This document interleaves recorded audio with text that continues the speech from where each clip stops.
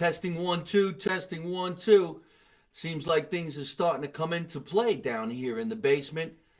Good evening, ladies and gentlemen, and welcome to another episode of Live from My Mother's Basement. We're going to have some fun tonight, have some cocktails, and maybe hear my guests sing a couple songs if we play our cards right. Ladies and gentlemen, with me tonight here in the basement is one of my favorite singers of all time because we've done a lot of shows together, and I'm so glad he took the drive to come down to Jersey and hang out in the basement. This is Stephen Maglio, and the place goes wild. Here we go. You hear everybody? I hear it. I love it. Yelling and cheering. You hear his voice nice and deep. Is that like a baritone? Yeah. What exactly. is that? That's baritone. I'm an idiot. I know really nothing about music. I play the drums because I'm tone deaf. I like to bang on the drums. But it's a baritone. Yeah. Don't you hear it? Well, it's like a deep voice. That's it. That's what it is. If you go any deeper than that, you're a bass. Is that right? That's it. What exactly are there? I mean, Bass, soprano, baritone, tenor. tenor. And then the girl ranges are alto, soprano, and contralto, which is all the way up. What's Michael Or Jackson? the other way around. There's contralto in the middle, soprano. What would be somebody like a Michael Jackson? That's off the charts. That's it. He's come somewhere in the middle. He has His an incredible just range, changed right? As he got older, everything kept changing on him. His voice, his nose, everything changed on him. So His voice, his his nose. everything changed. Can't keep up with Michael Jackson. I think the guy who supposedly has the biggest range of anybody was Freddie Mercury, right? He was incredible. The thing they said about Freddie Mercury was that he had extra teeth. Well, which when you made- watch, it made a bigger cavity in his mouth, so that when he sang, he got more vibrato than anybody else, more reverb than anybody else would. right, in the movie, whatever that movie was called, Bohemian Rhapsody. Bohemian Rhapsody. He said in the beginning that his teeth were all whacked out, and one guy said, "Oh yeah, it's weird the way your teeth look," and he goes, "I have a bigger range." Incisors, he called it? Incisors. Whatever that is. Do you know what that is? That's a type of tooth. Really? Yeah. Oh, I thought it was a vocal It's range. molars and incisors. Incisors? And bicuspids. I have 4 extra incisors giving me a vocal range. That's it. Something like that, he said. Isn't that Something weird? like that. He did have a crazy range. But if you have a tenor, so you're a tenor, No, I'm a baritone. baritone, what is the range? Just that. That's it. That's the range. The baritone range. You can't try to figure. You go from one key to another key. Each song you're gonna sing in a different key. Right. So that has nothing to do with it. It's just the range. Like if you're looking at the piano keyboard, your range will be a little bit to the left side of the of center. Right. Let me see if anybody's writing in right now. I want to make sure that they can hear us. Hey, there's everybody. The chairman of the board. Oh, okay. Thank you for saying that. Thank you. I'll take that. Yes, we are going to do a little Sinatra songs tonight. Speaking of Sinatra, then what was he? He was baritone, He was a baritone. and so was Bing Crosby. I would have Harry thought Bing. Como. I would have thought Bing Crosby was a bass. No. Yeah. Yeah, but he was a baritone, and they used to have radio programs years ago called "The Battle of the Baritones" with Sinatra and Bing Crosby and Perry Como and all the popular baritones at the time. Is that right? The Battle of the Baritones. Yeah. Do you remember when these? Crosby? They asked Bing Crosby one time, "What do you think about Frank Sinatra?" And he said, "They said a singer like Frank Sinatra comes along once in a lifetime." And Crosby says, "Yeah, but why do you have to come along in my lifetime?" You know, it's funny the way things used to be seems to be a subject matter in my comedy repertoire more now than ever, and I miss the way things used to be, and I'm sure all- you miss the way certainly. things used to be as well, Well, especially. you reach a certain age and then you start saying that. When you're young, you say, you got to get hip. You got to be. I remember a time when I was a teenager where all I worried about was being hip. Now we're worried about breaking one. That's how things change. Yeah, it's funny how we have these conversations about the body parts, Yeah. but We would be talking about the clubs we hung out in. Now we're talking about our ailments. This Yeah. hurts, that hurts. Yeah. Oh, you got that. You got to see Doctor So and So. We go. Everything changes when Who's you your go. doctor? This is my doctor. Dr. Vinny Bombats. Dangerfield. Dr. Vinny Bombats. Let's go back a little bit and start off where your career began as a singer.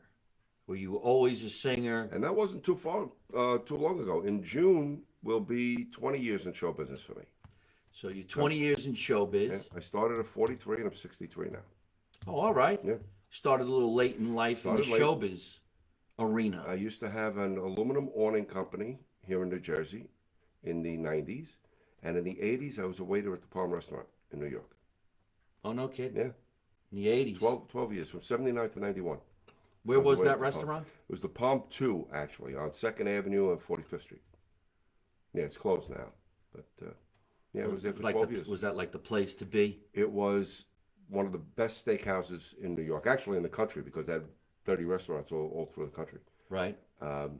Steak and lobster, 5-pound lobsters they used to sell. You got me on lobster because I'm allergic to seafood. I never had a same. lobster in my life. I see that bug laying in that plate, I'm leaving. I love it, but Ugh. over the years I developed allergies to shrimp, crab meat, and lobster. Yeah, Those three I can't eat, and I love them all. but I My can't eat them allergy anymore. is just disgust, quite honestly. But no, I'm allergic to it. I would get very, very ill. But I remember in the 70s and the 80s when you went to a restaurant on the Jersey Shore and people picked the lobster out of the Out of the tank. swimming tank. Yeah, mm-hmm. That's disgusting. Yeah. Hey, I'm going Or to they kill get me the- that when I want to eat Or it. get the crab right off the dock. Yeah. I loved it, but I can't do it anymore. So this place that you were working in as a waiter, Mm-hmm. did they eventually let you sing there? Was there a show in there? No, because I wasn't singing at the time. I didn't start singing until I started my lessons in '94, the end of '94, and I took lessons for 8 years. I would go once a week, Saturday morning, for a half-hour lesson. Be a little louder for our camera up there. Just gotta Just talk a little closer? louder. No, this one is here. Okay. We're also talking into the phone up there. Oh, we gotta okay. talk just a little louder. Okay. With the baritone. In the late '94, I started taking lessons from a woman actually here in New Jersey in Highland Park, and I took lessons for 8 years. And I went to Champ's Restaurant in Menlo Park Mall one night, and they were having a karaoke night, and I didn't realize it was a contest. I got up to sing a song and I won first prize. Oh, no kidding. Yeah, and that's what really started everything. What made you want to continue? Wanted to continue. You I know- always loved to sing, but didn't have the nerve to get up in front of an audience until after I took the lessons. I think it's one of the craziest things that's exactly what got me into stand-up. I was at a bar with some friends and they were having an open mic contest for comics. And somebody said to me, because at that time I was doing acting, you're an actor, do you think you could do stand-up comedy? And I said, yeah, I can do that. So I went on stage and I just started talking about my mom and the way life was and how she's yelling and screaming all the time about the food. And I won the $50. There you go. And I'm like, I don't want to do this. And I really didn't. It was about a year went by and I said, you know what, maybe I should try. Yeah. That was actually in California. I cut my teeth as a comic in Los Angeles. I started here, but not like LA. LA was different. So when you got bit with this singing bug, then what? Well, and pretty much that was the same idea that I had when I started taking the lessons. I said, I don't know if I could do it, but someday I'm going to be 80 years old and I'm going to kick myself that I didn't at least try. So I got to try. And so after I got the bug, my wife and I spent about a year going around the karaoke circuit here in New Jersey. She And went then too. She came with me, yeah. Well, she wasn't going to let me go out alone. Luckily, I waited until before starting to go out. My youngest daughter was 15 years old. So she was able to come with me. She didn't have to stay home with the kids. Because that would have definitely been a problem. But after about a year of that, I called a friend of mine, who I just spoke to this afternoon, as a matter of fact, John Ruda. He's a saxophone player. He's the only musician that I knew at the time. And I called him up and I said, if you know a group that's looking for a trio or quartet or something that's looking for a singer, keep an ear open for me. And he said, okay. He said, but right now I'm working with this big band, Joe Battaglia and the New York Big Band, and we rehearse every Wednesday in Astoria. He said, sometimes Joe will let singers get up so the band can rehearse the vocal charts. He said, come to the rehearsal. So I went to rehearsal, I sang a couple of songs, Joe liked me, and he asked me to join the group. And I made my debut at Tavern on the Green with a 17-piece orchestra. That was my first night out, yeah. Yeah, and that was June 19th, 2002. If you're not familiar with this, everybody, Tavern on the Green is probably one of, if not the most famous event, restaurant, wedding hall in New York City. Right in Central Park. In Central Park. Yeah, right in Central Park. And I believe the talent coordinator there for many years was Susie Yango. Because she used to work there, and then she became the owner of Catch a Rising Star. Right. And I actually got an email from her today, too, because I was on Seriously Sinatra last night, and she sent me an email. Is that right? Was she the talent coordinator at that time? I don't know. No, because I was being booked there through the band leader. I was part of the group. I think it was Lenny Triola was doing it at that point. Where exactly in Tavern on the Green was your show? And I'm only going to answer that because Actually, we were outside. Someone's asking that question. It was in the summertime, and they used to do big band Wednesdays. So we were outside in the garden every Wednesday night. Man. And it was nice because we would have the band set up, and there'd be a big dance floor there so people could get up and dance. And a lot of the dance teachers would bring their students there because they trained them with big band music in the studio, but now they're embarrassed to go out and dance in front of people. So it's okay, we'll go over to Tavern on the Green. They got a band there. You don't know anybody there, so we'll take you there and we'll let you, work out your chops. And you would see some terrific dancers there. While I'm entertaining them, they're entertaining me. It was really nice. Tavern on the Green, I was only there a few times, and I got to do private events. I remember I did something for Toyota many years ago, but what a gorgeous place. Now, I don't really know much about Tavern on the Green anymore. Is it still open? I don't know. I know they renovated a few years ago. They changed the whole place around. I don't know if they're still open, but it was nice because they had the horse-drawn carriages outside and everything right in the park. Yep. So it was a really beautiful place. Old school New York City, back in the day when people were actually in good moods, listening to music that had lyrics and stories behind it. So now you're standing in front of a 17-piece orchestra. Now, again, I really don't know a lot about music. And neither do I, to tell you the truth. I can't read one note. You don't? I don't know one note of music. I do the whole thing by ear. No kidding. Yeah, I haven't. I'm afraid to get too technical. I remember years ago hearing a story about this guy I think it was in the 1930s or 40s. He was a golf pro, and he was winning all kinds of tournaments. He was fabulous. And then they asked him to write a book about how to be a good golfer. So now, in order to write the book, he had to pay attention to every little thing that he was doing so he could write it down, and it threw his whole game off, and he wound up starting to lose all the time. And I said, I'm not going to get too technical. I could sing with the music the way it is. I don't have to know how to read it. You know the song. So when you show up and there's a 17-piece orchestra, you don't hand them the charts. No, well, if it's a 17-piece orchestra, you're there from in the afternoon. You hand them the charts. So you do know charts. Oh, well, I have them. I don't know how to read them. I know how to pass them out to the bands. See, that's so confusing to me because when I get to work with bands and I see them and there's the a 5-piece, a 3-piece, a 17-piece, 32-piece, and I see them hand out all this music. Right. That's just so confusing. And they start talking to each other, and I have no idea what they're saying. Yes. It's even worse when you got a smaller group, like a trio or a quartet, where they don't have music, and they're just playing on their own, but they all seem to make it work. They just have a sense of how to do it. That really blows me away. I don't remember the first time I had to stand in front of the orchestra. Maybe I was hosting these big festivals, and they would play me on and off, and then they'd have the charts changed for the singer, and the singer would be there early in the day and hand them the charts. It was always so important that the charts and the keys, and it was like, wow, I don't even know what any of that means. So to hear that you don't, that's kind of mind-boggling because you're the singer. It's just they stop playing the music, and I know where I got to jump in. It's like jumping rope. Right. You turn the thing, and you just know your spot when you get. So you play by ear. Yeah. That's the term. That's it. I play by ear. That's just amazing. See, just one ear, just this ear. Yeah. This one I don't do anything. What is the difference between a 17-piece? I mean, is there really a number that has to be?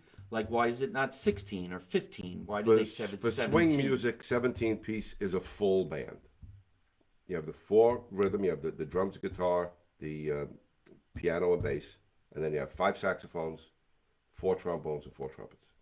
Right. That's the full big band. You could do it less. When I do my shows at the Carnegie Club on Saturday, we only have 11 in the band. It's still a big band. It's still got the big band sound, but it's only 11 guys instead of the 17. What are they actually missing? 2 trombones, 2 trumpets, Oh, okay. a baritone sax, and the guitar. So they take it down just a couple of Yeah. the band members. Right. So there's a standard trio. We know that's 3 guys behind 1 singer. Right. Then who's next? 5 piece? Well, you could have a quartet. 4 people? Right. And you could just keep adding on. I remember one time I got a call from Robert Davi, who's a mutual Sure. friend, and he says, yeah, we're going to have a 32-piece orchestra. And I go, 32? Is that the right number? Yeah, well, then that means he had strings in there too. He had violins. He had violins. Right. Yeah. So there's a 32-piece orchestra Yeah. on stage at the Venetian Oh, in, yeah. in Las Vegas. And I saw 4 girls with the strings Okay. who have their own show. They were just working with him that night. They had a show called Bella Strings, and they do rock and roll. Okay. Really? Yes. And they were just very good looking and extremely talented. And then the band, the percussionist, I even saw a timpani. Huh? And what do they call it when all the drums got these odd drums? Traps? Percussion. Percussion. Percussionist. And all the, Percussionist. yeah, they got the triangle and the Yes. chimes and all that. Yeah. And he had the Yeah. drummer and the percussionist. Percussionist had the timpani, xylophones, maybe 3 of them. Vibes. They call it the Vibes. vibes. Yeah, that's it. You got the vibe. Vibes. And I remember he said the band is going to go on and play Fanfare, which is like a cluster of many songs that he's going to play. Yeah. And then they'll say, and now, comedian Mike Marino, and they would play me on. Mm-hmm. And I was just in my glory because I'm like, wow. Because I don't sing. I'm Yeah. never going to stand in front of this many people. And they can't leave while the comedian's performing. They have to sit. Right. And it's a 20-minute set. So eventually you can hear them talking amongst themselves while I'm performing. I'm like, guys, I can hear you. Yeah, right. You're not that far away. What happens? They start The falling audience asleep, can't they're tell. scratching their head, they're fixing their tie, they're reading their phone. Sure you are, kid, Right. sure. And then I would introduce the main attraction, and then it would play the fanfare again. But it was just so much fun for me to have that, because I would look over my shoulder and just enjoy the fact Yeah. that you can't leave. Sorry, guys. Well, I get sometimes I'll have, like some people will ask me that, could you get like a girl singer to join the group or something? So I'll call somebody and then they'll come in. And most of the time, most of the singers today are dealing with smaller groups. They're dealing with trios or quartets. But most of the time when I'm out, I have a big band because I do the Sinatra stuff and you really want the horns there. And these girls are so impressed because they don't get a chance to sing with that kind of a group. And they're like, wow, this is amazing. You know, they're having a great time. I'm doing it every week, so I kind of got used to just that's the way it's supposed to be. Yeah, well, you're blessed. And it's really amazing that you just wing it, let's say. You play by ear. Yeah. Well, that's really cool. I remember a long time ago when I was taking stand-up lessons, the guy who taught the class at that time was Bud Friedman, the guy who owned Improv. the Improvs. He was in Los Angeles, him and Mark Lanau, and they were teaching the class, and the guy said to me, "Where's your notes?" And I says, "I don't know. I'm rebellious. I don't like writing anything down. I'm boring. I mean, I'm not disciplined enough to write it down." And he goes, "And you memorized that?" And I says, "Well, yeah." And he goes, "Don't ever write anything down. You'll That's ruin it. yourself." See, that's what I just said. Right? Isn't that amazing? I don't want to learn how to read music because if I get too technical, it's going to throw me off. Don't write anything down. You'll ruin yourself. And now, exactly when what I it is. do come up with something new, I just write a couple of words, and it reminds me of what I want to do. So today, as you can see here, it says G.I. Joey peeing. I just thought it would be really funny if in one of my G.I. Giovanni routines, I'm going to show the doll just peeing. Nothing else, just him peeing with his shorts down. People are going to laugh their ass off because it's stupid. Because the doll doesn't have a pee-pee. How would he be peeing? I'll even make the noise. It's something stupid, right? All right, so you start at that time. You get in front of the 17-piece orchestra. You sing. You're addicted. Give up everything and just go for the singing. Is that what happened? Absolutely. Absolutely. Faded out of the awning business just a little bit. But, yeah, it wasn't long, just a couple of years, and I was strictly a singer. Right. And then I got the job at the Carnegie Club. Is it how long you're at the Carnegie Club? Carnegie Club, I'm there now. I'm there as a regular singer for 17 years. Really? Before that, I went in to fill in a couple of times for the guy that was doing the show before. And as a matter of fact, you probably know him. He used to own Stand Up New York, Harry Hoffman. I was never really a big stand-up comic in New York City, so Okay. I don't even know who. Is he still around? He's still around. He used to own Stand Up New York, and he managed comedians, and he wrote comedy shows. But he loved Frank Sinatra, and he developed this Sinatra show that he used to do at the Carnegie Club. Oh, wow. And he needed, after about 4 or 5 years of doing the show, he needed to take some time off, and they brought me in to fill in for him, and I just remained there. So now it's 17 years that I'm there. And we do the same show every single week. It's once a week. It's every Saturday night. We got 11-piece big band orchestra, Stan Rubin Orchestra, and we do this all Sinatra, the same songs, the same jokes, the same show every Saturday night, and every week it's sold out. Every Holy week for shit. 17 years. And it's one of the few places in New York City where you could still smoke cigars and cigarettes indoors legally.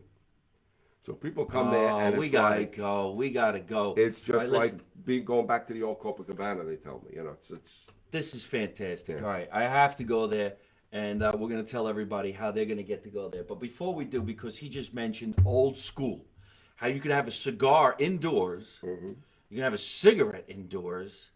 I don't even. What do they do? Open up all the windows? This place there has are gotta no be- windows. They got a 20-foot ceiling and a great ventilation system. It's unbelievable. Yeah. And so Oh, it's a classy room. It really is a beautiful room. when I first started doing stand-up comedy, people were smoking in the comedy clubs, and at the end of the night, you went home stinking, Oh, stinking. So I your have clothes. one tuxedo that's only for the Carnegie Club, and it never goes in my closet. It hangs Oh. on the outside of the shower stall in the bathroom. I At the never club put or it at your house? At home. Oh, no kidding. Go about when the shower goes on, the steam takes all the wrinkles out, and it never goes. If I put it in my closet, it's going to stink up Stink everything up else in the a- closet. holy It never goes. holy one smokes. tuxedo just for that. Yeah.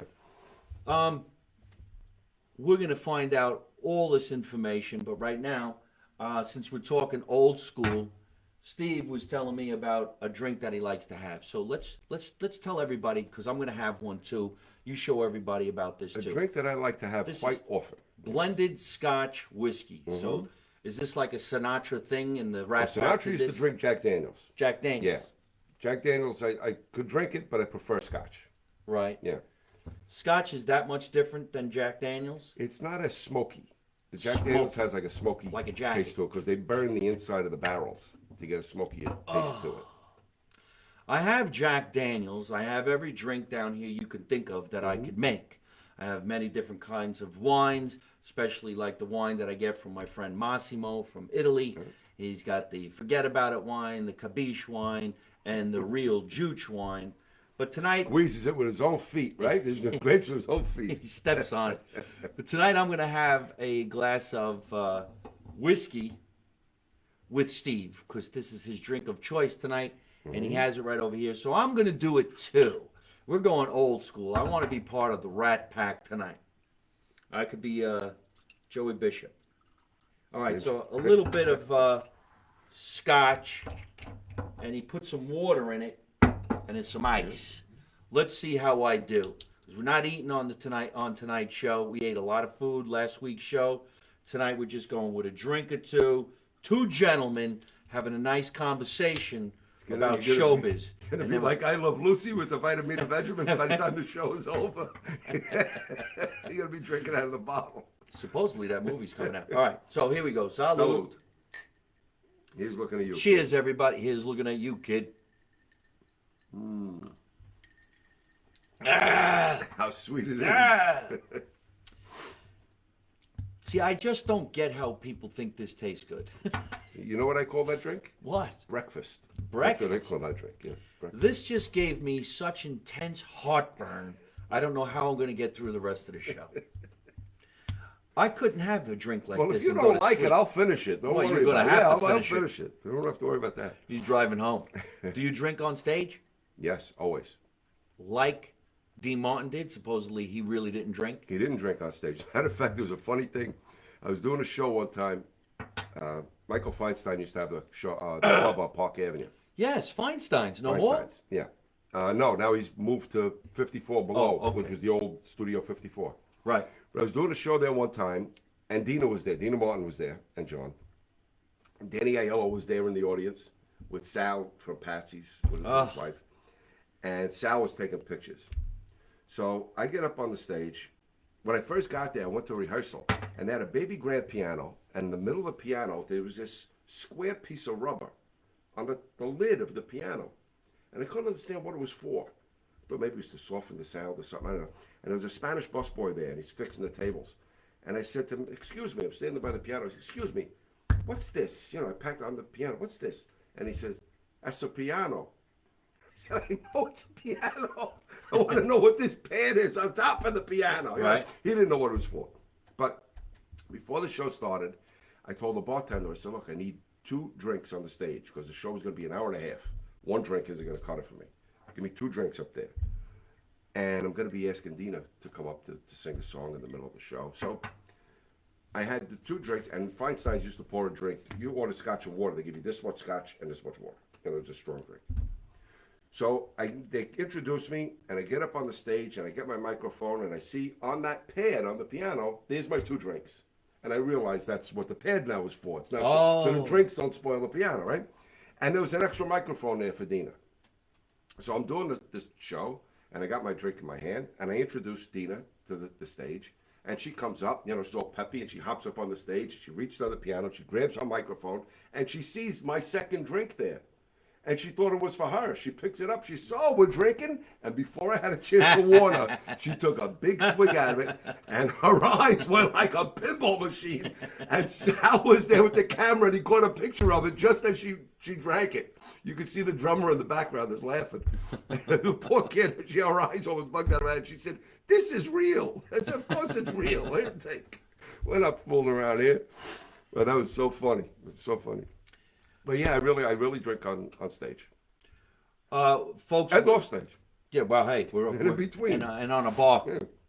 Yeah. We're talking about Dean Martin's daughter, Dina, Dina Martin, who sings and goes out on tour like her father Fabulous did. singer. Fabulous singer.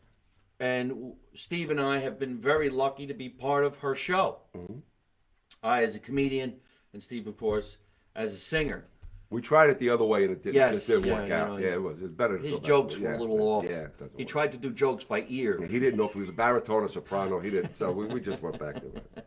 I sang mostly Michael Jackson notes. I met Dina Martin when I was in Los Angeles hosting the Feast of San Gennaro, and we became friends, and I ended up going on the road and entertaining with her. And it's such a great feeling to be on stage with what I call Hollywood royalty, because she has one hell of a pedigree of stories and a life of being the daughter of the big shot in the Rat Pack, Dean Martin. So I think that's how I met you, or did I know you before I met then? you at Danny's. Danny Danny Aiello Aiello's. had the club Danny's upstairs in Hoboken, and that's where we Right. first met. Yeah. Talking about another legendary guy, Danny Aiello, who passed away, I believe, maybe 2 years ago now. On Frank Sinatra's birthday. Did he really? Yeah. Danny Aiello I was just such a finished great doing guy. the show. Is that right? Yeah. I've been trying to call him, and because my son was going to be getting married, he was supposed to come to the wedding. He told me he was going to come. He said, I hate going to weddings, but for you and Debbie, I'm going to come to the wedding. And so I was trying to call, and I had a show I was going to be doing at the Friars that I wanted him to do with me in January. He said, look, I called him, and he said, I'm not feeling too good. I got to go and get some tests done. When I'm feeling better, we're definitely going to, I'll be at the wedding. We're going to do the show. Fine. And then I kept texting him and calling him. He wasn't answering me back. So I called his friend, Louis. Louis. And I said, Louis, what's going on? He said, he's okay. He's not feeling a little under the weather. He's not answering calls or anything, but he's okay. He's all right. And then I finished doing a show on Sinatra's birthday, and right after the show, I told my wife, I told Debbie, I said, I don't like that I'm not hearing from Danny. I said, if I don't hear from him tomorrow, I'm calling the house. I'm going to call his wife and see what the hell's going on. And the show was over, and my phone beeped. And it was Johnny Roast Beef from Rayo's. Texted, said, Danny Aiello, R.I.P. And I just dropped the phone on the table. And my wife looked at me. She said, what's wrong? And I looked at her, and she said, not Danny. And I said, yeah, Danny. And we went home, the two of us, just in a fog. And the next morning, I called Louie, and Louie said, Stephen, I'm so sorry that I had to lie to you, but he didn't want anybody outside the immediate family to know that he was sick. He said, I felt so terrible that I had to lie to you and tell you that he was okay. Yeah. But that was a heartbreaker. I still miss him. We're talking about the legendary actor Danny Aiello, who was running a comedy club in Hoboken called Danny's Downstairs? Upstairs. Upstairs. Danny's Upstairs. Which was in a very nice Italian restaurant, and that's exactly how I met him. I was invited by somebody to go down there and do stand-up, and here comes Danny Aiello. You son of a bitch! You're the heavyweight champ of comedy. I love you. And that's it. We became And he loved friends. comedy because he used to work at the Improv. Correct. Yeah, he worked at the Improv when he was just starting out. Wow. Yeah, he loved stand-up comedy. Well, for those of you who don't know, he was singing in the last years of his life, and he was doing some shows, and I got to go see his shows, and he was actually set to play my dad in a TV series that we wrote. Really? He used to say all the time how I looked just like his son Danny Jr., who had passed away, I believe, of colon cancer, maybe almost He died of prostate cancer. prostate cancer. And then last year, his other son, Ricky, died of the same thing. Both of prostate cancer. Yeah. Both of them. Shame. And young. Yeah. They were in their 50s. Danny Jr. was about 50, and Ricky was, I think, a year or two older than me. Yeah. Sad story. But it's Nice amazing family, how really we nice all family. get to perform with each other and know each other through the entertainment business, which is really, really cool. And then, so that's where we met, at Danny Aiello's Upstairs comedy show. And just to interrupt you for 1 second, another great thing about making friends in show business is that even when they're gone, you can still see them. Because there are recordings, and there's movies, and there's TV shows, there's things up on YouTube and here. So you still could see them. Every once in a while, I feel like I want to see Danny. I put the DVD in and I watch a movie. And I feel like I had a visit with him, So it's nice that we have that. Oddly enough, too, I have a lot of videos of the last time he and I were together, because we went to lunch, and he was... 5 napkins? I was where he lives. No, it was this time we were in where he Okay. lives. And Lou was there. I thought Lou was his manager. No, he was his assistant. And he really did everything for him.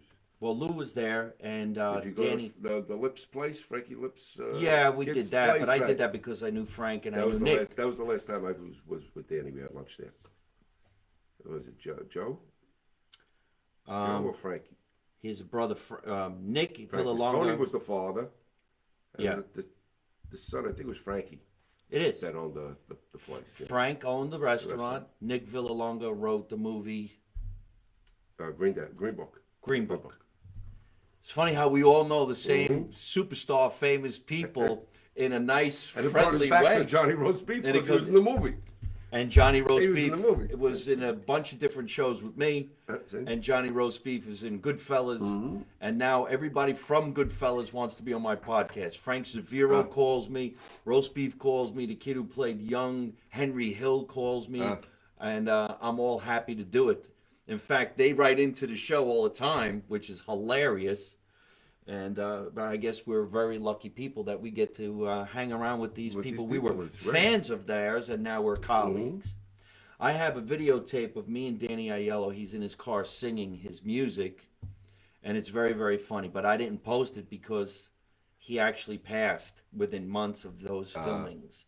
So I didn't do it. His granddaughter writes to me from time to time. So that's where we met. We became friends. And then I got to perform with you for the first time. Wasn't that in Connecticut? Enfield, Connecticut. We went out and did Entertainment capital of the world. Enfield, Connecticut. But it's fun. because and then wasn't Joe Piscopo on the show as well? No, we had Tony LoBianco was with us.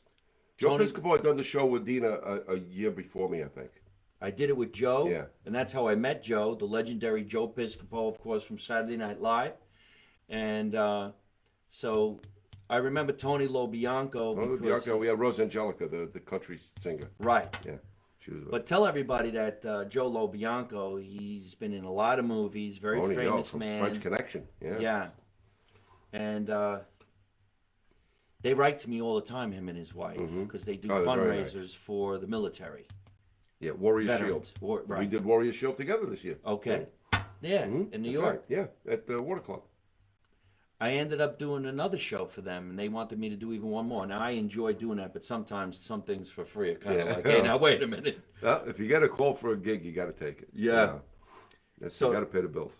So, Connecticut, we go to do this show, and there was a huge outdoor audience, and that's where we got to share the stage. And then we all go out to breakfast the next day, and we get to listen to all these great stories that Dina talks about. And then when they had the that room where all the memorabilia of her father was for sale. Did you see that? Oh yeah, that was Jimmy Monaco, I think. It's unbelievable. Yeah, Jimmy The Monaco posters, has a great the banners, collection. the autographs. So I just thought that was really phenomenal that we got to see that. So now we got you, and we want to go see you by yourself. Now, if I come to Carnegie, Carnegie Club. can I do 5 minutes? Yeah. Would you can do call whatever me you up want. on stage Sure. and say, Mike, come on. No, really? If you want to. I would want to. Yeah. Okay. I would want to. Because Are I you don't kidding me? even when a celebrity comes in, I'll always ask them ahead of time if they want to be introduced. Because some people don't even want to be introduced because I they're would- afraid that people will come over. You know, they just want to be left alone. You know. Well, if you could think about what it would be like to be, let's say, me in my position, and I bring a date to the show, and I'm sitting there, and you know I'm going to look at you as if to say, "Come on, man, make me Yeah. look at me." Hey, sing a song by the table, ask me if I want to come over, acknowledge me. This way I can look like Do like Don Rickles and Yeah. say, "Leave me alone." That's the greatest story. That's the greatest story. So Not to sound like Jack Walsh from The Godfather, but yeah, I heard that story. yeah, I heard that story. 17 years at the place. And it's a lot of fun. It really is. It's a great Where place. exactly is it? So tell everybody It's what the on address West is. 56th Street, 156 West 56th Street. It's right across from the back end of Carnegie Hall. That's why it's called the Carnegie Club. If you want to go into Carnegie Hall, you go on 57th Street, but the back wall is on 56th Street. So that's where the Carnegie Club. So you're very close to Rockefeller Center? A few blocks. Yeah? Yeah, a couple of blocks away. So you go skating, Well, no, and then you go see the show. no, we're 2 blocks from Patsy's. Patsy's is also on 56th Street. It's 56th and Broadway. And you know, Patsy's was Frank Sinatra's favorite restaurant. So we tell everybody, especially if you don't live in New York City, if you come from out of the city, and you got to drive in, you don't want to be changing garages and parking your car all over the place. You could park your car by Patsy's, have dinner, and then it's only 2 blocks walk, 2 short blocks to the Carnegie Club. So you can eat in Frank Sinatra's favorite restaurant, and then go see the show with the big band and all the Sinatra music, and you make a whole Sinatra night out You of it. can you have know? dinner where you're performing? No, they don't serve dinner. They have appetizers and drinks and cigars, but no dinner. Really? Yeah, it's a cocktail lounge. Yeah. Wow. One side of the room is kind of separated a little bit. There's a big pillar right in the middle of the room, and on one side is a bar with bar stools, and on the other side is all couches and club chairs and all comfortable. And then there's a balcony up on top too, And it's sold out every Saturday. every Saturday. What do I got to do to get a reservation? You got to call me, Yeah? and then I got to call them, and I got to say, please, please, please, you got to do this. Really? It's my friend, you got to do me a favor. Table for 2? Yeah. 4? You're better Here's- off to stay at the bar with me and Debbie. Oh, really? Yeah, She goes every Saturday. pretty much. No Pretty kidding. much. The corner of the bar is called Debbie's Corner. Debbie's That's it, Corner. that's it. All right. Hey, Debbie, I hope you're watching. All right, so here's what we're going to do. I want to go to Patsy's and I'm going to have dinner, and then I'm going to go watch Steve sing. So tell everybody exactly how to do it and where we can find you on the internet so they can look up your You music could when you're find playing me someplace at else. StephenMaglio.com. Very easy. STEVEN. StephenMaglio.com. StephenMaglio.com. And there's the information for the Carnegie Club is right there on the homepage. And then there's also a shows page that lists other things that I'm doing. The Carnegie Club, Carnegie Club. in New York City. Hottest spot in town. This is going to be fun. And we're going to get to hear some old school Sinatra style singing. Mm-hmm. In fact, maybe we can get a little old school Sinatra song right now. I hate to put you on the spot. I think we could do that. But maybe that would be a good idea Let's while see we what we sit got. here and sip I have a our track drinks. here. You know, maybe I might have a cigar or two. It would stink up my entire house. See that we have a song here. Let me see if I bring this up. The song that we used to open the show at the Carnegie Club every week, and that would be. While he's looking right up this here. song, we're going to talk about some of his favorite singers, and we're going to see if I actually have the CD from that singer, because I collect a lot of collectibles, and luckily in my life, I've met some of these singers. Now, I've never met Frank Sinatra, but I met a lot of his opening acts, like Tom Dreesen and some other fellas like that. And, of course, I never met Dean Martin, but I do get to hang around with Dina Martin. I hung around with Ricky Martin, too, before he passed away. He was singing as well. And I did a show with Ricky Martin and Louis Prima Jr. What a night. Oh, yeah, that had to be a hot show. Yeah. And I saw Ricky at, he did a show in Atlantic City, and I went to see him. He was very, very good, but I never got a chance to meet him personally. boy, I tell you, him and his band, they can drink. Yeah. They got a good pedigree. I want to do a shout out to a friend of ours that we have, a mutual friend. This is Johnny Mandolin. And Johnny Mandolin has a great radio show on Italian American radio in New York City. And he's a big face when it comes to the Feast of San Gennaro every September. So I just wanted to mention his name because he always takes this work and he puts it on his radio station. Does he? Okay, Centani. Yeah. Yeah. Johnny Mandolin, I think his real name is Johnny Anello. Anello. Okay? I was fortunate enough to meet a lot of guys who are in the E Street Band. Oh, yeah. Like Vinny Pastore, because Vinny sings his once in a while. This is Nils Lofgren. He's the lead guitar player in the E Street Band. And I met him because he's a fan of stand-up comedy. He kept coming to the Comedy Store in Los and Angeles. Clarence Clemens used to come to the Carnegie Club to see Is the that show. right? Yeah, I got it on the website. There's a whole bunch of pictures there, and it's a picture of me and Clarence together. They used to come quite often. That I don't have, Clarence Clemens. Luck, good for you. Yeah. However, I did Nice get guy, to meet. really nice guy. You remember, or do you know, Vinny Mad Dog Lopez, who was the original drummer in the E Street Band? Have to have him come on the show. He is something else, boy, in the stories he has about when they first started. Out. So here's Dean Martin's songs. And no, I never met Dean Martin, but I got these from Dina. So I think that means something else. And this is Dina's music. Dina, yeah. This is Dina Martin, That's my Destination favorite. Moon. Of all Oh, the yes? CDs, that's my favorite. Yeah, I didn't got that one in the car. I didn't take it out of the plastic. They're all good, but that's my favorite. And this is the one she has called Swing Street. So I didn't open these because I keep thinking they're going to be worth money. I don't know if that's the right thing or not. So, what do we got?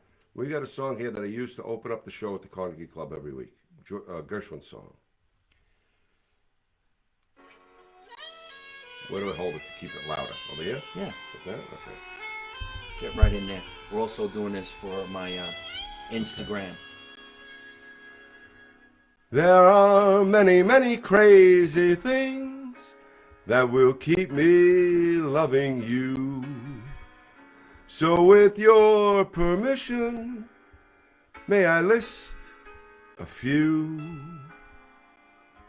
The way you wear your hat, way you sip your tea, the memory of all that.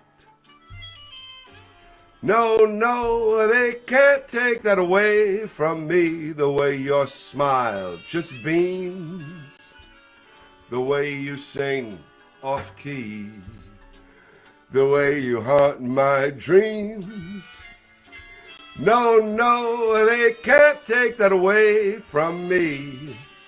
We may never meet again on that bumpy road to love. Still I'll always, always keep the memory of the way you hold your knife. And I love the way we danced until 3. The way you changed my life. No, no, no, they can't take that away from me. No, they can't take that away from me. That's a nice song. It's a great song. Thank you. Thank you. Wow. How lucky am I, and how lucky are you all that Steve came down here tonight to share a cocktail and sing some great By ear. Sing by ear. by ear. Sounded on key to me. I tried playing the piano by ear, but it hurt. So I couldn't do that anymore. I play the drums because I can make noise, and it only has one key. That's why your mother put you in the basement, Yeah, right? go downstairs. I can't take it no more. Oh, that's fantastic. Now, in your show, only Sinatra songs that Only he Sinatra. sang? It doesn't Yeah. go to... Only Sinatra Dean songs. Martin or But we anything do like that? only Sinatra. But we do all the big hits, and we do get singers that come in, and I tell them we don't have other singers come. Nobody come. Only Dina. When Dina comes in, she'll get up and she'll sing with me. But if you want to get up and do some stand up, you could do some stand up. You know, used to come in Steve Rossi. Oh, is that What's right? Alan Rossi? Yeah, yeah. For a while, Oh, my God. He was doing a summer show here. He was doing a play. I forget how. Oh God, it's got to be about 10 years ago. And every Saturday, the play would end at 10 o'clock. So he would get to my show. My second show starts at 10:30, and I would let him get up and do about 15 minutes every week, and the audience loved it. I mean, he was just great. I wonder how many people actually remember Alan and Rossi. Now, I do because I know the history of stand-up, and I know the history of comedians versus stand-up, and there's some classics out there right now. Are you friends with Ronnie Marmo? No, I know He's the an name, actor. but I don't know. I Well, know right the name. now, he's doing a play around the country called I'm Not a Comedian, I'm Lenny Bruce. And it's the story he wrote about Lenny Bruce and what he went through, and it's directed by Joe Mantegna. Oh, okay. Joe Mantegna, who's going to be on my show next week. I don't know what I did with. He gave me this coin one day. Oh, there's a coin here. Is this it? Is that it? Yeah, Joe. I got this coin from Joe Mantegna because Dina Martin started to do the Dina Martin roasts, like her dad. Now, if you guys have this or don't have it, you should get it. This is the Dean Martin roast. I have it. Isn't this hilarious? Absolutely great. It's hilarious. The jokes are clean. Who knows? Maybe if they did the jokes today, they would probably get shut down because it's I don't Politically know. incorrect. It's yeah. just it's But they so are funny. funny, and they all love each other. All the entertainers. It's not mean like Comedy Central's roasts, which they probably can't do anymore. It's mean spirited. This is happy and joyful. They all know each other. They've all worked with each other. So Dina did 3 of these so far. We roasted Vinnie Pastore. We roasted, oh, geez, I can't think of who the second one was. And then the third one was Joe Mantegna. And Was it Frankie Valli? Did she do Frankie Valli? I don't know if it was Frankie Valli. I wouldn't have been on that one. Maybe they did the actor that you were talking about before. I forgot his name. Robert Downey? Lobianco. Oh, Tony LaBelka, maybe. Yeah. But anyway, I like being part of it, and I'm always getting asked to be part of it, and they do it up right. So that's where I was getting a lot of these CDs. You know, does Vanessa ever come and sing with you? She's been to the show. She came Yeah? with her husband Joe, but she didn't get up to sing because, like I said, we just don't do that. You know. But You don't have another entertainer join you. No, only when Dina comes in. Actually, one time Lisa Lampanelli having dinner with Lisa, and she's coming to see the show, and she says we should do a song together. I said, all right, you know, I'm not gonna say no to Lisa. She said, what songs do you do? So I said, well, one of the songs, I've Got a Crush on You. I Get a Kick Out of You. She said, oh, I know that. She said, I did. Anything Goes in high school. I know it. So I said, okay, I'll do the introduction, and then I'll call you up, and you can jump in with me. She said, okay. So I start singing the song. I do the introduction. I said, come on, Lisa, come and sing with me. She gets up, takes a microphone out of my hand, and she gives me a push, like Elaine on Seinfeld, when she goes to push. She almost knocked me down. Knocked me completely out of the way of the stage and took over the whole show, and everybody was just hysterical. I didn't even know They she could loved sing. it. She can't. That's not what made it so funny. She got Lisa the notes out, Lampanelli, but- ladies and gentlemen, very, very funny stand-up comedian. Haven't seen her in quite some time. But Well, she's not doing stand-up anymore. She's no? doing life coaching and stuff like that for weight management and all that kind of stuff. And Holy she had smokes. So she doesn't do professional stand-up anymore, which is a shame because she was just so great. Yes. She was so funny. She was like the female version of Don Rickles. Yeah. Don Rickles, the legend, may he rest in peace. Let's get a couple more songs out, and let's take some questions from everybody who's watching the show right now for our good friend, Stephen Maglio. Okay, so anybody got a question for Steve? See anything there? Up there on Facebook, on Instagram, watch this. Yeah, I can't read it. I don't have my glasses on. D. Martin Rose for hilarious. I got you under my skin. Okay, do you want to sing I Got You Under My Skin? I could do that. All right. It's I think- difficult because of the... Can't find it on the... well, no, I can find it, but there's a big musical section in the middle, and that's kind of dull when you don't have... Stop at that point. yeah, we'll just stop at that point. Stop at that point because you never know. Facebook Yeah, might otherwise shut we us just, down. Yeah, we'll just stand there and stare at each other while the music is playing.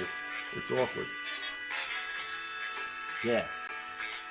I've got you under my skin. I've got you deep in the heart of me.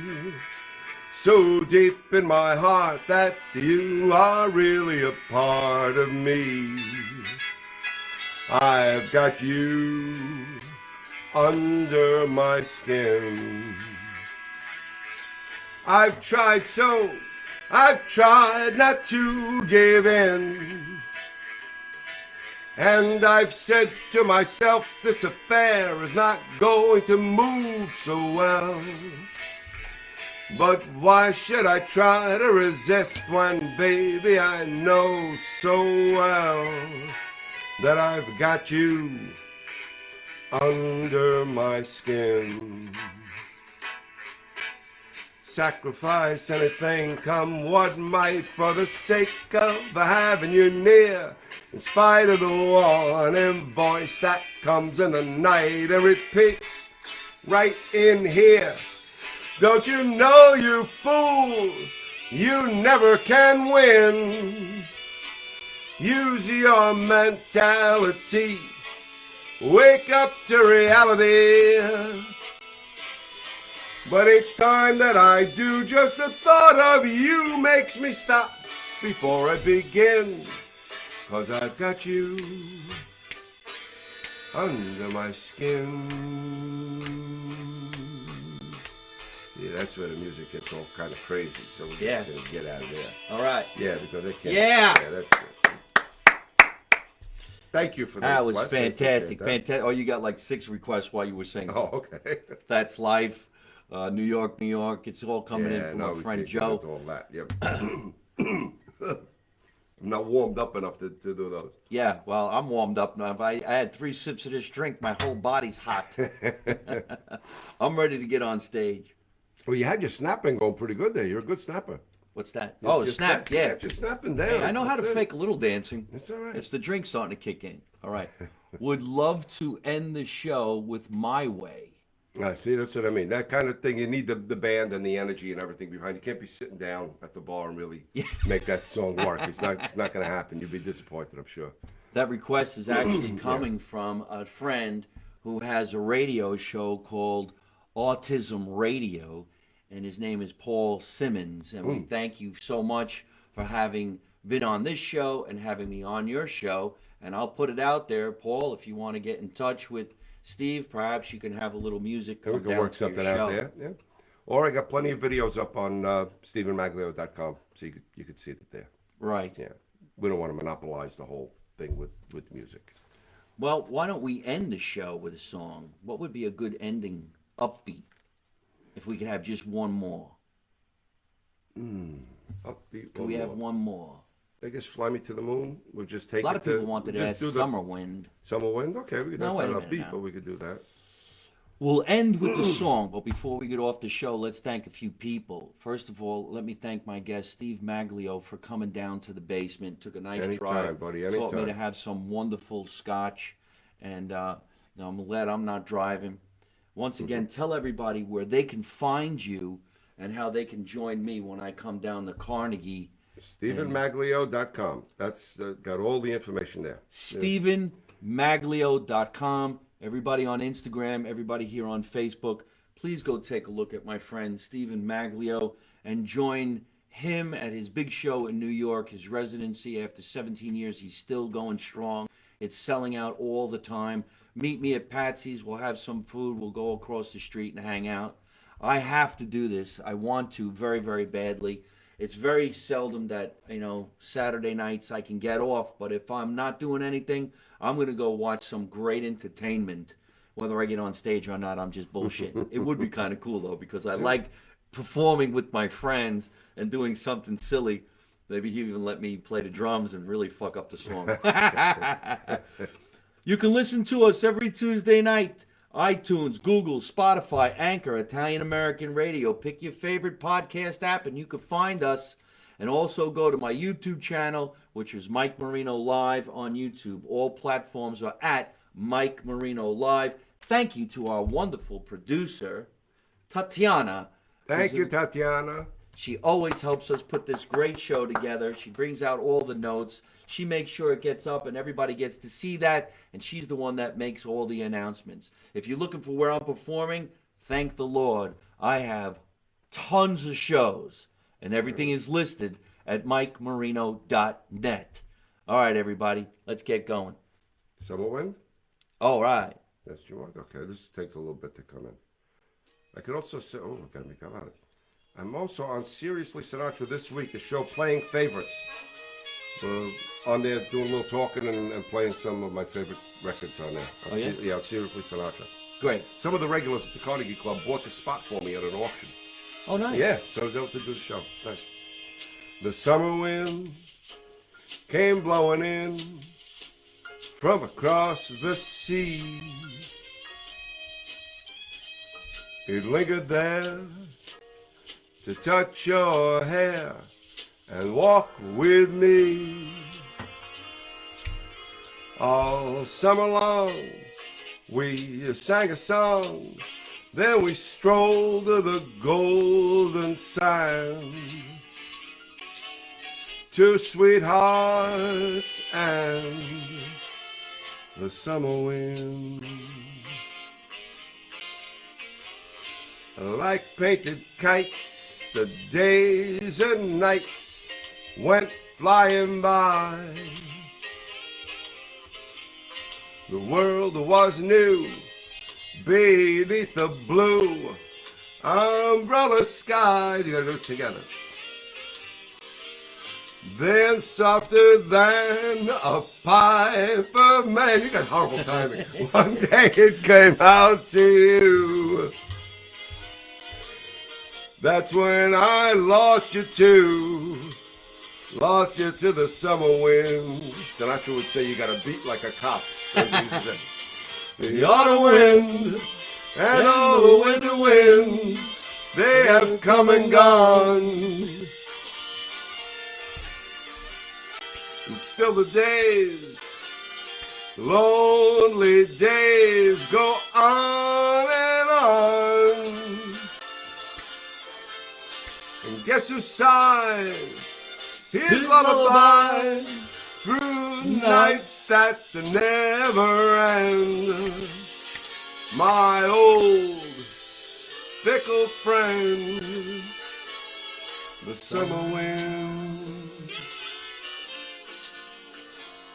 The summer wind,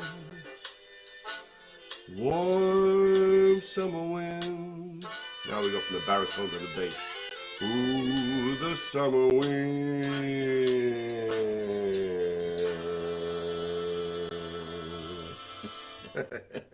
We made it. Live from my mother's basement with my guest, Steve Maglio. I'm Mike Marino. Remember, don't take no shit from nobody. Good night, everybody. Thank you.